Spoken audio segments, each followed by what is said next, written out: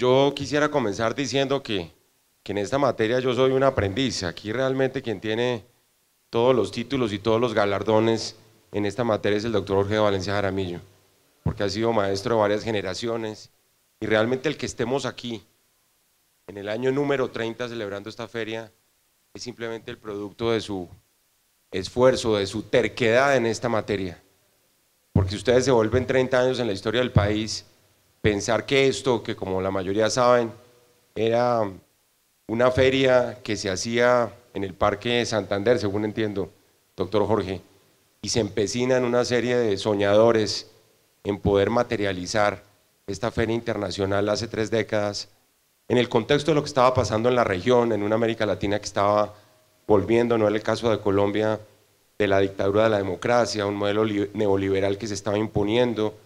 En el caso nuestro, estábamos en la mitad de un gobierno que fue un gobierno que dio el paso hacia la transición que después materializó la Constitución de 1991, era el año 1988, y Colombia estaba a puertas de sufrir uno de los días más aciagos de su historia, que fue precisamente ese año de 1989, que trajo oscuridad, que trajo muerte, que trajo frustración, unas elecciones donde hubo 3 candidatos presidenciales asesinados. En fin, quiero como ponerlos dentro del contexto de lo que era el país hace 3 décadas para saber en esa materia lo que representa este esfuerzo y lo que hoy de alguna manera se está viviendo. Contestar esta pregunta es situarse en el marco del profesor Robinson, que como ustedes saben, el título de este conversatorio tiene que ver con ese profesor de la Universidad de Harvard que curiosamente ha manifestado siempre un afecto muy especial hacia Colombia y que les confieso yo lo tuve que conocer en una circunstancia bastante particular y fue en la mitad de un paro cívico saliendo de Quibdó, en donde prácticamente quienes estaban protagonizando el paro no sabían que en el aeropuerto había un conjunto de académicos que habían ido simplemente a examinar qué era lo que estaba pasando en esa región de laboratorio de todas las violencias que es el departamento del Chocó. Y ese día tuve oportunidad de hablar con él y después lo que viene es como una especie de aplicación de toda la teoría del libro de por qué fracasan las naciones a Colombia, con un énfasis muy grande en los temas de carácter institucional, que digamos es como la columna vertebral del libro. Y ahí necesariamente él insiste en una gran cantidad de factores, que son factores que se han venido acumulando como factores fundamentales para el desarrollo de los países. Algo, doctor Jorge, que yo creo que seguramente hace unas décadas no estaba tan claro, porque la cultura pertenecía como unos locos ahí, unos nefelibatas, unos tipos que estaban dentro del mundo de los intelectuales, pero no tenían nada que decir necesariamente en temas tan técnicos como el desarrollo de un país, como la consolidación de la democracia, como la lucha contra la desigualdad, y de la noche a la mañana comienzan a aparecer una serie de nociones que todas tienen que ver con la cultura como elemento fundamental del desarrollo, y que tienen que ver obviamente con el libro, que quieras o no, es la vía de acceso más importante al conocimiento y el epicentro donde se articula pues toda la tradición cultural de un país. Borges decía que el libro es la extensión de la memoria, que es la extensión de la imaginación, que es un germen de libertad. Y realmente si ustedes examinan una cantidad de indicadores, y no me voy a poner en esa tarea, muchos de ellos en el marco de la OECD, que es ese club al cual aspiramos a entrar, en el caso de Colombia, se encuentran una serie de equivalencias y de consonancias que son importantes, porque siempre el número de lectores y la capacidad de lectura de una sociedad es directamente proporcional a los indicadores de desarrollo, pensando porque el Producto Interno Bruto además ya contempla lo cultural como un elemento que es esencial del desarrollo, del crecimiento y del progreso, porque además la concepción de fracaso, para ponerlo en los términos puramente conceptuales, supone la imposibilidad de desarrollarse. O sea, cuando uno habla de fracaso de un país, está hablando de un país que no tiene posibilidades de desarrollo. Lo que ordinariamente ustedes han visto en el caso del desarrollo político está materializado en la expresión ese es un país que no es viable. Un poco lo que pasaba en Colombia precisamente en el momento en que nace la Feria del Libro. Ese es el año crítico. Es el año en que las agencias internacionales dicen Colombia no es un país viable, Colombia no tiene posibilidades de salir adelante. Y yo, pues por supuesto, no quisiera de manera tan explícita, pero lo dejo ahí para la discusión. En estos 30 años, doctor Jorge Valencia, hayan sido 3 décadas en las cuales la viabilidad del país ha sido cada vez más una realidad, con todas las limitaciones que tenemos, con todas las dificultades que tenemos que enfrentar, con todos los retos que no hemos sido capaces de satisfacer. Y entonces, y concluyo mi primera intervención simplemente para poner esto como un punto de debate, que el progreso y el desarrollo están necesariamente hoy alimentados por una cantidad de nociones que eran nociones propias de otras disciplinas, de un cuento completamente diferente. Entonces llega el señor Amartya Sen, premio Nobel, y dice, no, es que resulta que el desarrollo es libertad y el desarrollo son oportunidades.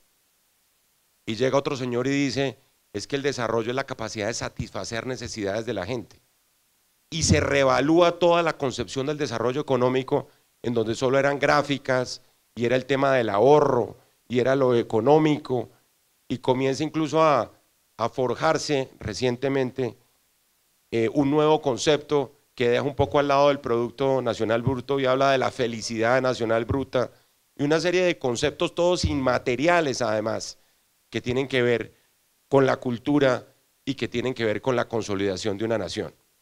Entonces me parece a mí que hay en la concepción del desarrollo, y con esto termino este primer comentario, doctor Jorge, hay un elemento valiosísimo desde el punto de vista de lo que representa la cultura, el factor de convergencia de una nación alrededor de una identidad cultural que algunos han comenzado a denominar capital social, porque antes les confieso, yo entré a una institución de desarrollo en el año 95, en pleno auge del modelo neoliberal, y lo que quisimos fue comenzar a decir, mire, aquí hay una serie de factores que hay que comenzar a considerar.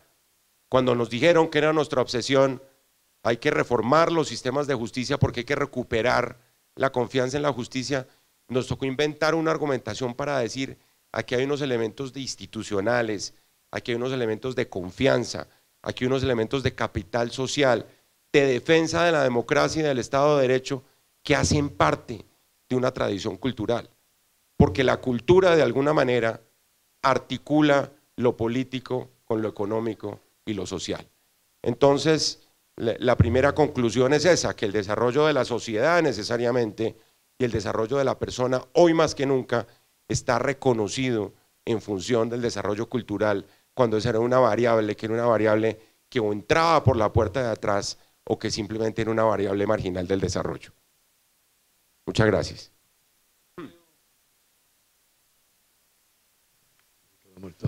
¿Sí? Creo que lo que decía el señor procurador nos sirve para muchos motivos de reflexión. En primer lugar, yo quiero decir que para mí el libro es el invento más importante de la humanidad.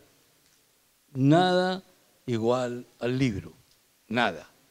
Como medio y vehículo para transmitir todo el conocimiento, toda la historia, todo.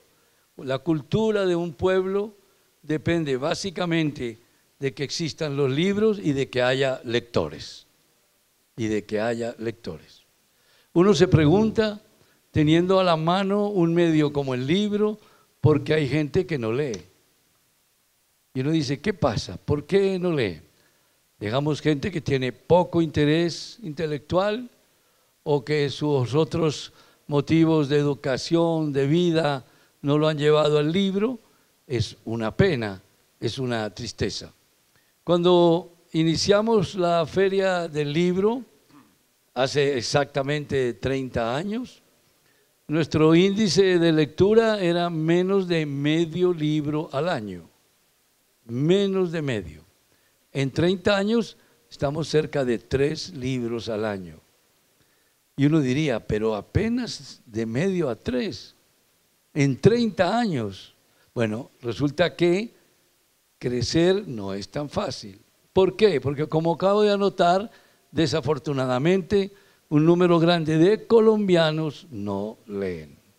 Uno de los propósitos de crear esta feria internacional era motivar a los colombianos a leer y yo creo que lo hemos logrado. Para mí mismo, después de haber hecho la primera feria y vivir esta, es un salto increíble.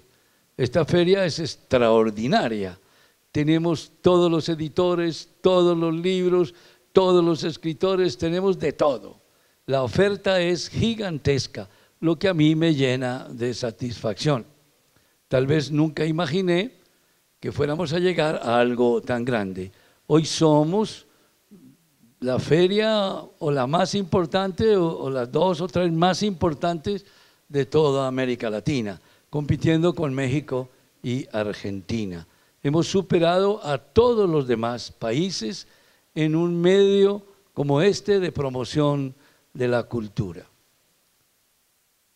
El desarrollo, como decía el señor procurador, depende de que los colombianos lean y estudien, depende, porque es lo único que permite la superación personal en primer lugar y de quienes los rodean y después de la sociedad en su conjunto. La lectura además, ¿no?, es la que permite cuestionar, reflexionar sobre lo que otros hacen o dicen, no depender exclusivamente de lo que sería una información visual o auditiva, es decir, la televisión o el radio.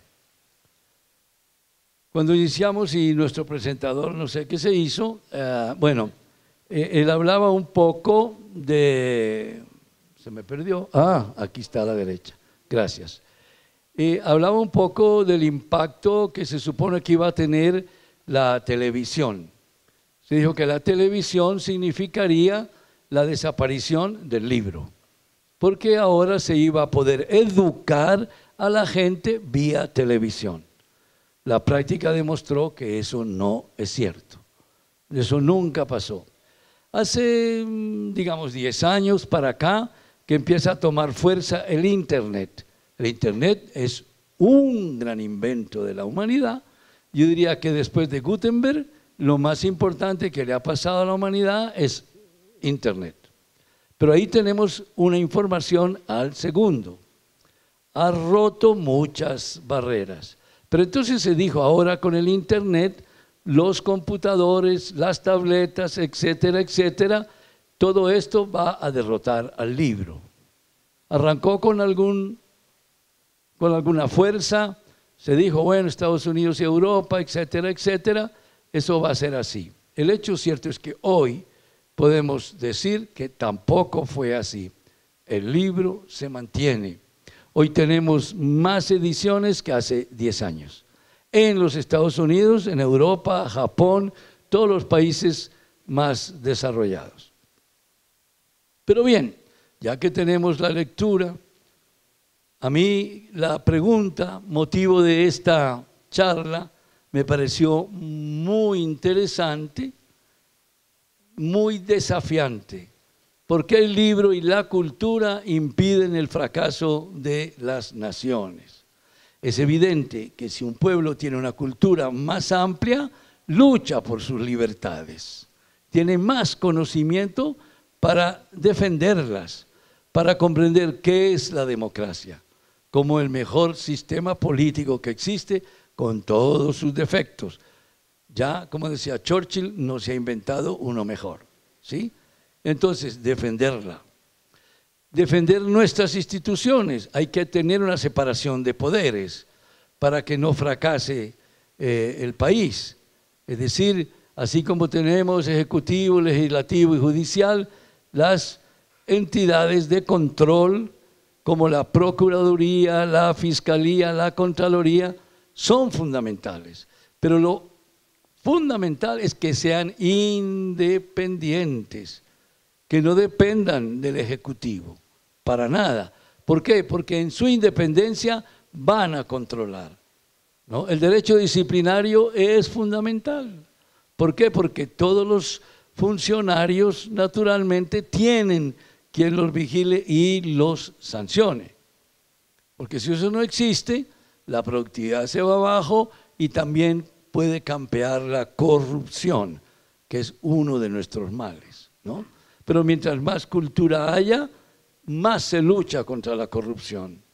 lo que yo he buscado durante todos estos años, no solo como escritor, digamos, sino promotor cultural, es llevar el mensaje de que quien no lee y no estudia no es independiente. Quien no lee y no estudia no crece.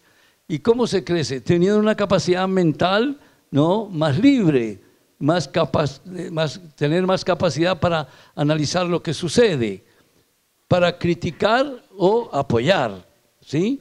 Pero una sociedad que no tiene estos elementos de control y que no critica, tampoco progresa, tampoco. ¿Por qué? Porque el que está en el poder, lo hablo de manera abstracta, cualquier gobierno que sea, obviamente lo que hace es defender su acción y decir la mía es la mejor, ¿no? Pero uno puede ver los índices de crecimiento, cómo van, qué problemas tiene el país, pero todo eso lo hacemos si estudiamos, si leemos, si discutimos y no somos como borregos que nos llevan de la nariz. Eso es lo que queremos hacer. Y por eso, para mí, es importantísimo que ustedes estén aquí y me oigan, y oigan al señor procurador. Pero una anécdota, digamos hace 7 u 8 años en una feria, yo presenté un libro de versos, ¿no? Y un muchacho, una muchacha que era una mujer, me dijo, maestro, ¿qué hay que hacer para ser culto? Y yo le dije, bueno, primero, tener muchas intenciones, cosa que le agradezco a usted, pero usted está muy joven todavía para decir que es culto. Tiene que crecer en años. 1. 2, tiene que leer mucho. Pero 3, que es el punto más importante, tiene que leer lo más despacio posible.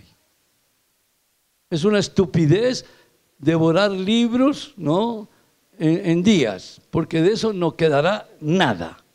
Cultura es lo que uno recuerda cuando se le olvida todo, ¿verdad? Entonces, si uno lo lee despacio y no está estudiando lo que lee, no va a entender. Entonces no tiene capacidad de análisis ni de crítica, no la tiene. Entonces lo que hay que recomendar es leer mucho y despacio. Ahora, ya a nivel macro, pensemos en nuestro país, ¿no? Yo considero y realmente celebro que el señor procurador esté con nosotros acá, primero porque tengo pues una excelente opinión de él, pero hablando en abstracto, ¿no?, de que la Procuraduría es fundamental para que nuestro país no fracase. Es fundamental porque tiene el ojo permanente, el ojo que vigila a todos los que construyen desde el sector público este país. Todos. Entonces, esa labor disciplinaria la considero esencial para que nuestro país no fracase. Cualquiera podría decir, bueno, pero no estamos creciendo lo suficiente, todavía tenemos muchas desigualdades, ¿no?, de todo sentido, social o de la propiedad de los medios o de la tierra, etcétera. Pues contra eso es que tenemos que luchar. Pero si tenemos organismos vigilantes, nos abren los ojos, nos ponen de manifiesto por qué tenemos problemas, por qué no crecemos más rápido. Son ellos los que tienen esa obligación. Y yo celebro que tengamos un procurador como el que tenemos, un hombre culto, un hombre decidido, ¿no?, a que el país avance, un hombre decidido a que ese derecho disciplinario realmente se aplique. Y repito, no es porque entonces los funcionarios van a decir, no, pero estamos muertos del terror, porque nos van a abrir un juicio disciplinario y nos van a suspender, etcétera. No, es que estamos hablando en su conjunto, de manera general, teórica. Repito, si no hay quien vigile, no adelantamos. Si no hay quien pueda hacer el diagnóstico de los problemas que tenemos, no adelantamos en ningún sentido. Obviamente del señor procurador o del fiscal o del contralor no depende únicamente que nuestro país avance, pero son determinantes para que así sea. Habrá otros factores, etcétera, etcétera, pero en su conjunto creo que todos tenemos la obligación de apoyarlos y de mirar qué está bien y qué no está mal. Pero solo estudiando, leyendo, pensando, podemos decir si vamos bien o no. De todas maneras, voy a pasar el micrófono al señor procurador, pero yo quiero que sigamos y que si hay unos minutos ahora, señor procurador, abramos un debate con los asistentes, porque eso enriquece precisamente lo que queremos decir. No solo que estén allí como elementos pasivos, ¿no?, que solo oyen, sino que también pueden opinar sobre lo que él dijo, sobre lo que yo digo o algo que les inquiete y que no hayamos dicho. Entonces, paso el micrófono. Adelante, señor procurador. Muchas gracias, doctor Jorge. Sí, si les parece, tenemos dos intervenciones breves nosotros de 5 o 6 minutos y después les damos la palabra a ustedes. Yo quiero ahondar un poco en dos puntos que mencionó el doctor Valencia. Uno, como en el chiste tradicional, pues el caso de muchas personas que han escrito más libros de los que se han leído, que esa es una patología compleja. Y la otra, como alguien decía, lean mucho, pero no lean tanto que no puedan pensar, que es el segundo elemento, ¿no?, que está implícito en una de las afirmaciones del doctor Jorge Valencia. Yo les quería también traer a colación una anécdota, porque cuando nosotros estábamos armando la lista del movimiento estudiantil a la Constituyente en 1990, en un momento surgió una idea maravillosa porque García Márquez se nos acercó y dijo que él quería apoyar el movimiento de la Constituyente y que él quería hacer una nueva Constitución y que él quería ser parte de la redacción de la nueva Constitución de Colombia. Y pensamos en un momento dado que Gabo encabezara la lista de los estudiantes a la Constituyente.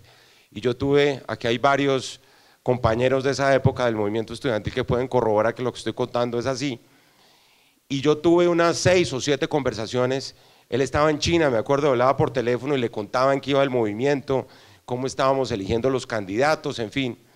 Y hubo un momento que me dijo, pase por México y hablamos.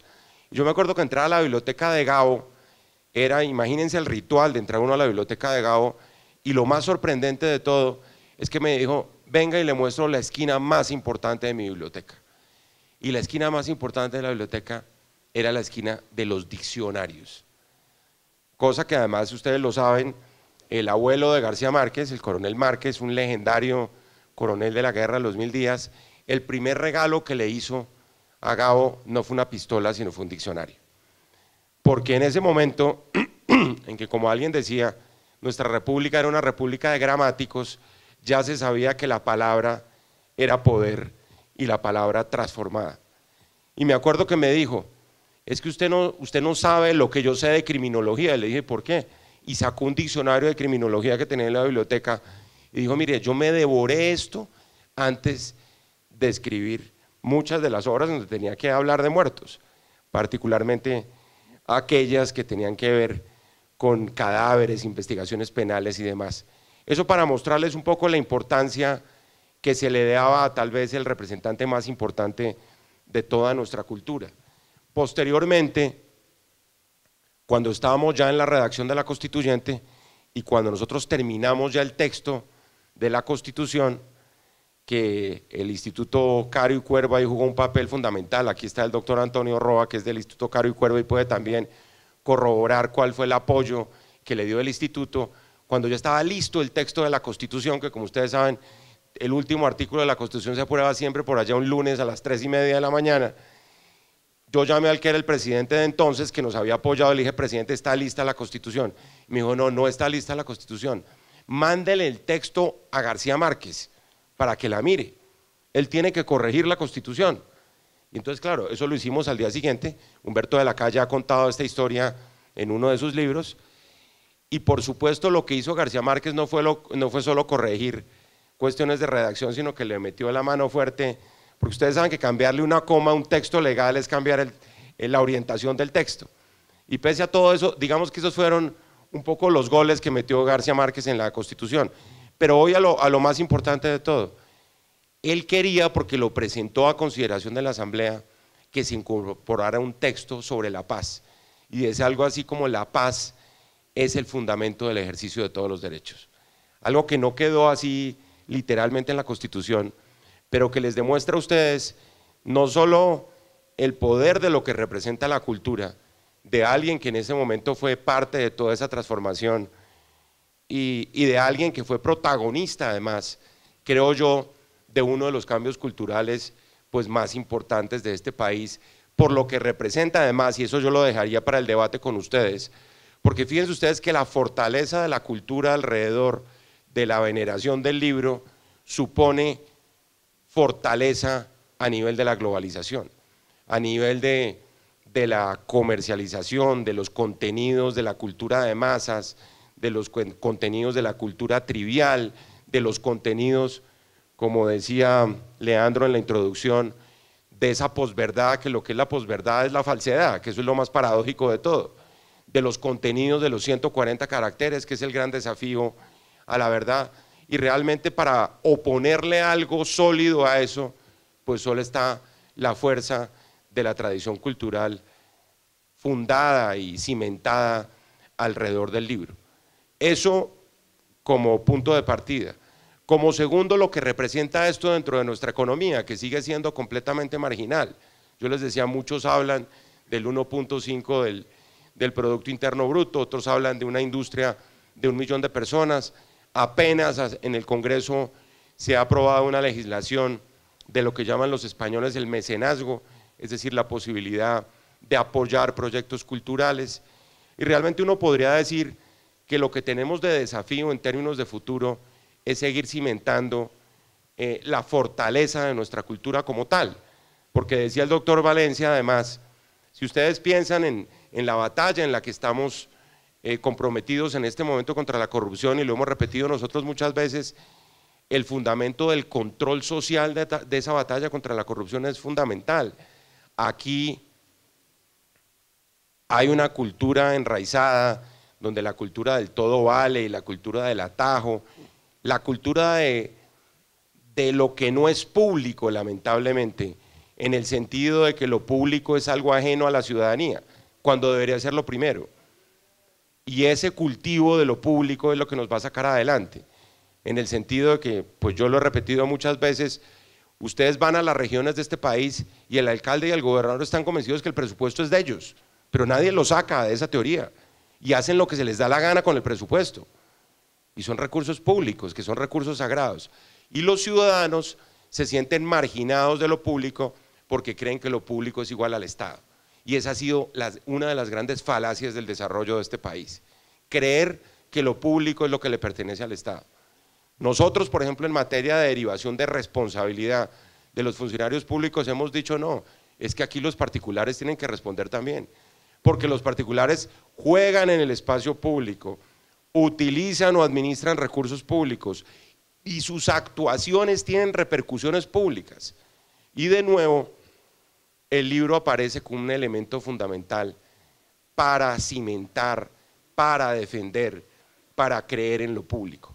El doctor Valencia lo decía, es que la capacidad de crítica de la sociedad gira alrededor de eso, es que no es una coincidencia que los países que tienen los indicadores más sólidos de democracia, de Estado de Derecho, de confianza en las instituciones, son los países que son culturalmente más sólidos y donde ese indicador de lectura es fundamental.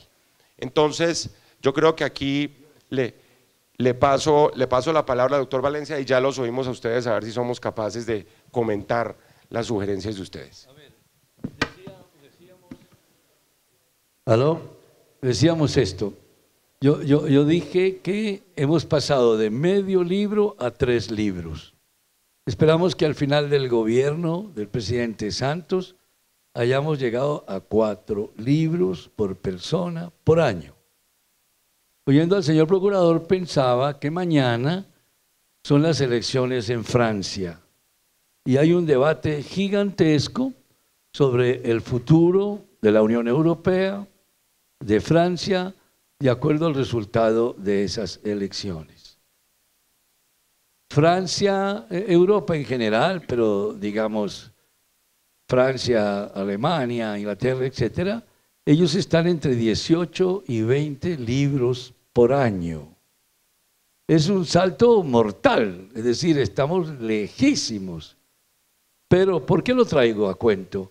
Uno de los países más diversos, con más amplia cultura del mundo es Francia. Es un ejemplo para nosotros eterno. La Revolución Francesa de 1789 dio origen a los derechos del hombre y del ciudadano. Y Antonio Nariño, por traducir los derechos del hombre y del ciudadano, es como si hubiera comprado una condena, que es increíble porque la incultura que teníamos en ese momento era tal que no se podía ni siquiera leer un texto de esos, ¿no? Lo dije antes y lo quiero repetir. Avanzamos mientras más capacidad crítica tengamos, pero solo hay capacidad crítica si leemos y estudiamos, cada uno de nosotros. Es decir, hay un texto clásico del filósofo Kant que llamó la mayoría de edad. Y dijo, ¿y cuál es la mayoría de edad? ¿Los 18 o los 21 años? ¿Cuál es? Y él dijo, no, la mayoría de edad es cuando ese ser humano tiene capacidad de pensar por su cuenta. De pensar por su cuenta. No es, repito, alguien llevado de la nariz porque Juan, Pedro, Margarita o José dijeron algo, sino porque él considera que lo que dijeron está bien, regular o mal. Entonces, lo que buscamos a través de la educación y la lectura es que los colombianos adquieran mayoría de edad. No importa la edad biológica que tengan, ¿sí? Por eso, a mí me parece, repito, muy importante, oigan lo que voy a decir, que el señor Procurador de la Nación se anime a venir a la Feria del Libro como representante, ¿no?, de una institución fundamental para el país a debatir estos temas que demuestra él. Es un hombre que tiene capacidad para pensar por su cuenta y que quiere debatirlo con ustedes o con cualquiera otro que esté aquí hoy día, ¿no? Pero desde una función específica, la de ser procurador, ¿no? Hoy día él es procurador, o sea, hoy no opina como persona natural, no se puede quitar el vestido y decir, ahora le voy a dar una opinión simplemente como Fernando Carrillo y no como procurador. ¿Por qué insisto en eso? Porque tiene un valor político y cultural hoy día, que es lo que yo aplaudo y me alegra muchísimo que esté aquí, ¿no? Me alegra muchísimo por eso, porque demuestra que es capaz de enfrentarse a ustedes a recibir cualquier pregunta, la que sea, con el respeto debido, pero cualquiera que sea. Entonces, no sé, podríamos pasar, ¿sí?, a las preguntas. Y ahí. Bueno, vamos a recibir 5 preguntas, por favor. No tenemos micrófono inalámbrico, entonces los invito a que se hagan acá en una fila. Y pregunta, por favor, no comentarios, sino máximo 1 minuto. Bueno, doctor Fernando, pues conociendo su formación académica que le abrió las puertas a la constituyente, entonces ahora quiero preguntarle, pasémonos al otro lado, con esa constitución tan perfecta que quedó, ¿qué opina de todas esas reformas y de todos esos artículos que le están incorporando en estos momentos a la constitución?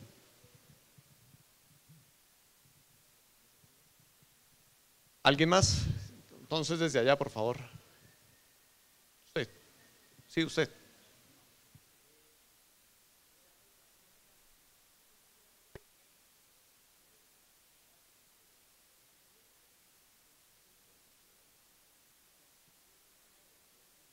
Bueno.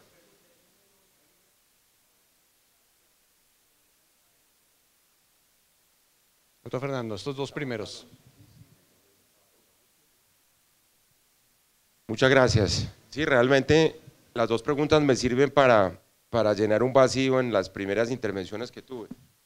Nosotros acabamos de editar una constitución en el Instituto de Estudios del Ministerio Público porque les cuento, tenemos como lema que esta va a ser una procuraduría con la Constitución en la mano, los pies en el territorio y el corazón al lado de las víctimas. ¿Y por qué la Constitución en la mano? Porque este es el libro, para hablar de el libro, artículo definido y mayúsculas. Esto fue el resultado del consenso político más importante que se ha dado en Colombia en las últimas décadas. Un consenso que, frente a la pregunta de Luis Carlos Peña, pues no se ha logrado frente a nada más, porque el país está lamentablemente muy dividido en este momento, radicalizado, polarizado. Lo que pasó en el plebiscito el 2 de octubre fue la muestra más clara de cuáles son los grados de división en los que se encuentra Colombia. Aquí encontramos un libro donde llegó una guerrilla reincorporada, respetando la democracia, y fue la tercera parte de la Asamblea Nacional Constituyente. Y aquí está. Y esto es lo que tenemos que defender. Y esto es lo que nos identifica generacionalmente. Es un libro que responde a la mayoría de las preguntas que tenemos. Aquí están casi todas las respuestas, no todas obviamente, porque Luis Carlos tampoco es una constitución perfecta, no las hay. Pero es la Carta de los Derechos de los Colombianos. Y aquí están los mecanismos que nos van a permitir luchar contra la corrupción y buscar la transparencia, y buscar la ética pública y la integridad y la probidad. Todos esos objetivos que en este momento busca Colombia en este gran instante de incertidumbre que está viviendo. Evidentemente embates, el doctor Jorge Valencia mencionaba cuántas veces declararon que había muerto el libro. Esta constitución la ha declarado muerta ya como 4 o 5 veces, independientemente de las reformas. En el caso del libro, cuando apareció la radio, cuando apareció la televisión, cuando apareció el libro digital. Y hoy ustedes saben, las bibliotecas más grandes, las librerías más grandes de Estados Unidos las tiene Amazon en Seattle y en California, porque esto no desapareció, aquí está, intacto. Y yo diría lo mismo de esta Constitución. Hay quienes han pretendido desconocerla, ignorarla, violentarla. El único problema de esta Constitución es que falta por cumplirla en un 70%. Aquí está el doctor Alberto Rojas, que es magistrado de la Corte Constitucional, y sí que nos podría contar cuánta falta hace que pongamos en marcha esta Constitución. Como libro que es, además, como forma como se han condensado además las aspiraciones de los colombianos. Es que mucha gente nos decía en pleno debate constituyente en el 91, ¿y por qué una Constitución tan larga? Porque era la aspiración de todos los colombianos. Por eso además no es una Constitución perfecta, y por eso Luis Carlos soportará todos los embates del momento. Yo creo que esto da para todo. Esta fue una Constitución de la paz. Esta Constitución selló el proceso de paz más importante del siglo XX hasta que se demuestre que el actual es mejor que el de los años 90, que ojalá lo sea, porque esa es la apuesta de todos, a que esto funcione. Sí, señor. La segunda pregunta. Nosotros estamos consolidando un diálogo directo con las nuevas generaciones. Si nosotros partimos de la base de que la premisa mayor de todo esto es que Colombia requiere un gran cambio cultural contra la corrupción, van a ser ustedes, las nuevas generaciones, las que van a hacer ese cambio. Eso a mí no me cabe la menor duda. Yo hace poco hice una rendición de cuentas, una jornada de reflexión en la plazoleta de la Procuraduría con jóvenes fundamentalmente, buscando alianzas por la transparencia, buscando alianzas por la probidad. Y estábamos pensando, y lo hemos hecho en varias regiones, estuvimos en Montería hace 48 horas con los rectores de las universidades, y fíjense ustedes que la universidad y los jóvenes son una combinación que no falla. Y frente al escepticismo de muchos, no, es que aquí no hay nada que hacer. Claro que hay que hacer, aquí hay cosas que han funcionado. Los grandes cambios de este país los han patrocinado las nuevas generaciones. Cuando nosotros tuvimos el momento más oscuro de la historia del país, después de que asesinaron a Luis Carlos Galán, a Carlos Pizarro, a Bernardo Aramillo, la llama del cambio nació en las universidades. Luego este es un momento en el cual ustedes deben jugar un gran papel, y nosotros estamos dispuestos a apoyar todas las actividades, que son muchas además, las que se están haciendo ya dentro de las universidades, patrocinadas por los estudiantes y por los académicos, que es una fórmula que siempre funciona. Cuando nosotros hicimos el planteamiento de la séptima papeleta en 1990, fue precisamente en esa dirección. Todo el mundo creía que se habían acabado las fórmulas de interpretación de la realidad de lo que estaba pasando en el país en ese momento.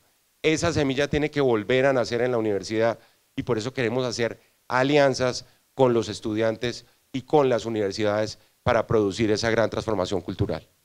Bien, 2 preguntas más, por favor, tú, ¿puedes venir acá?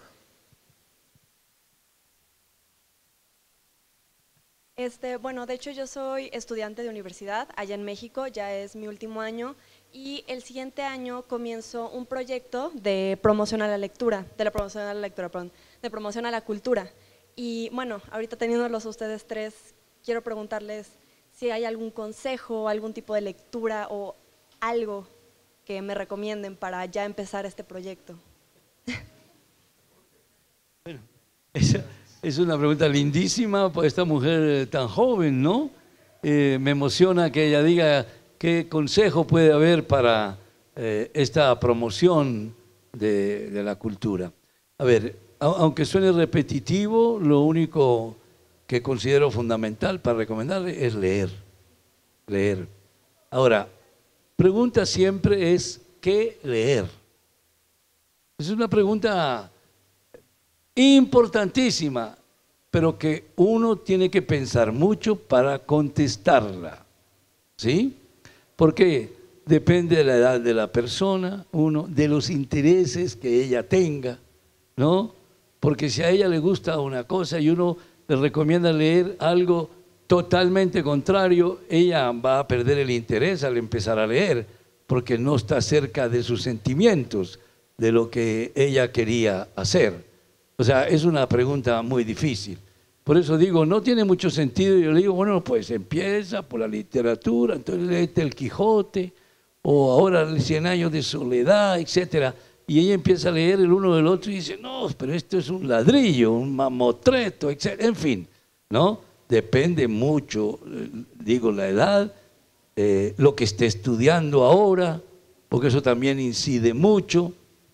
Bueno, y siendo mexicana, mi gran recomendación, Pedro Páramo, ¿no? Mi gran recomendación. ¿Por qué? Les cuento a muchos que puede que no sepan quién era Pedro Páramo.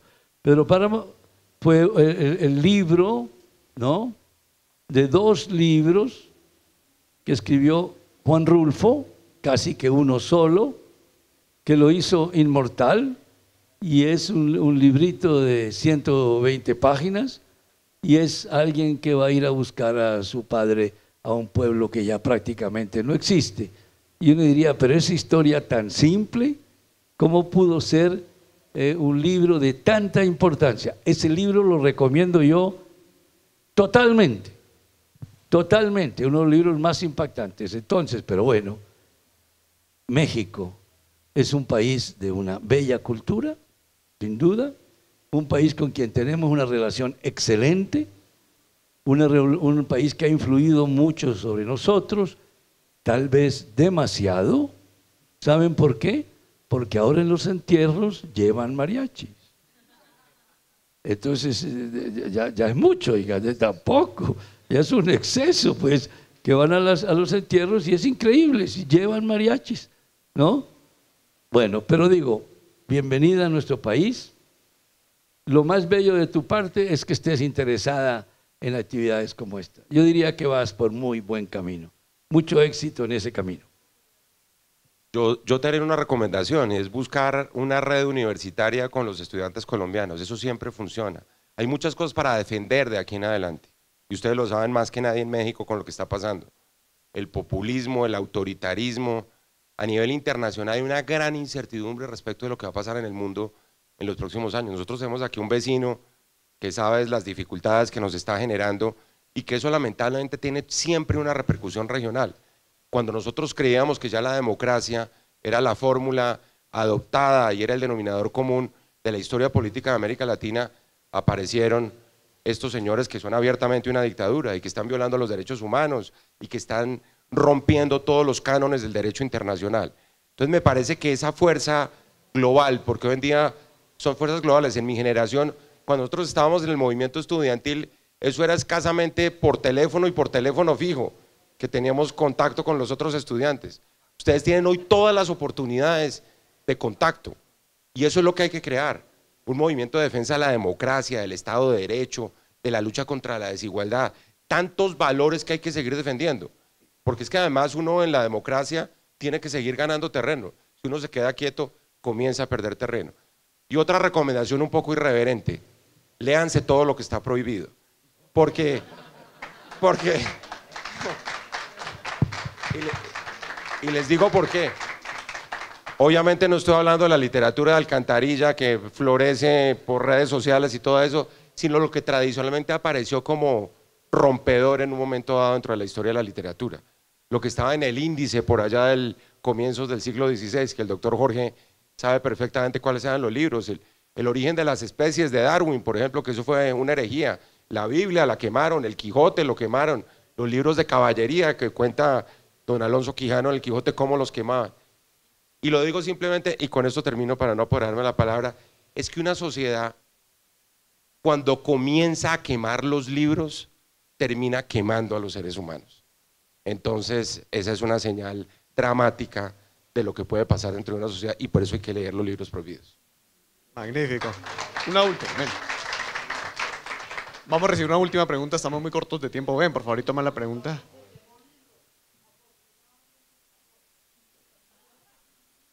Bien, aquí.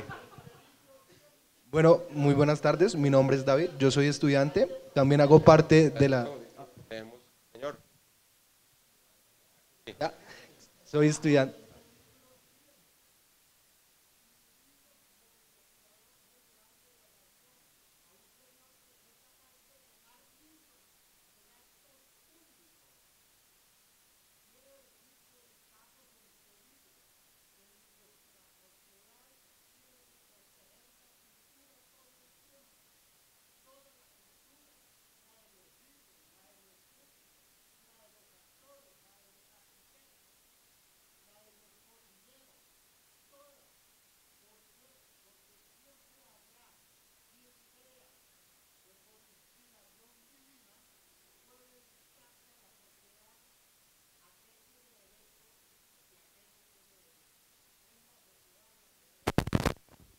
Gracias. Bueno, buenas tardes, mi nombre es David, soy estudiante, también hago parte de la Red Universitaria Anticorrupción y tiene una pregunta muy clara. Digamos, dijimos que la cultura es incidente en el desarrollo, pero tengo una pregunta acerca de la calidad de la lectura, porque sin duda es importante leer una cantidad de libros al año, pero saberlos leer es algo distinto. Y esa pregunta incide sobre ciertos actores y pienso cuál sería el rol de las instituciones, de los maestros y de los ciudadanos en ese control de la calidad, porque me parece que así como hay mucha gente que escribe muchos libros sin haberlos leído, también hay mucha gente que lee libros sin haberlos comprendido. Entonces, esa es mi inquietud y gracias.